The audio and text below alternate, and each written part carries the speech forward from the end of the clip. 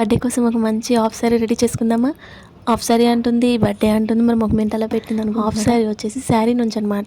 శారీ అనేది కట్ చేయకూడదు. నేను అన్నది మీరు విన్నది కరెక్ట్. అదేంటి నేను గుడ్డు పగలకూడదు కానీ ఆమ్లెట్ కావాలి అన్నట్టు చెప్తున్నాను అనుకుంటున్నారు కదా. ఏం చేద్దామండి, శారీ వచ్చేసి మా వారి నాకు పెళ్ళైన కొత్తలో ఇష్టంగా ప్రేమతో తీసుకొచ్చింది. దాన్నేమో కట్ చేయబుద్ధి కావట్లేదు, చూస్తేనేమో చేతిలాగట్లేదు, కాంప్రమైజ్ అవ్వలేకపోతున్నాను అనమాట. శారీ అంటే ఎప్పుడైనా కట్టుకోవచ్చు కానీ హాఫ్ సారీ బర్త్డేకి కట్టుకుందామని ఫిక్స్ అయిపోయాను. అది కూడా ఈ శారీతోనే కట్టుకోవాలని ఫిక్స్ అయ్యాను అనమాట. దానికి ఓనీ కూడా రెడీ చేసుకున్నానండి.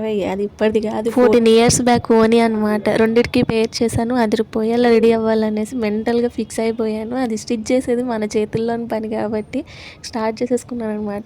అది ఎలా అయ్యింది, నేను అనుకున్నట్టు వచ్చిందా రాలేదా అనేది మాత్రం మీ వీడియోలో చూపించట్లేదు. నెక్స్ట్ వీడియో వరకు వెయిట్ చేయాల్సిందే.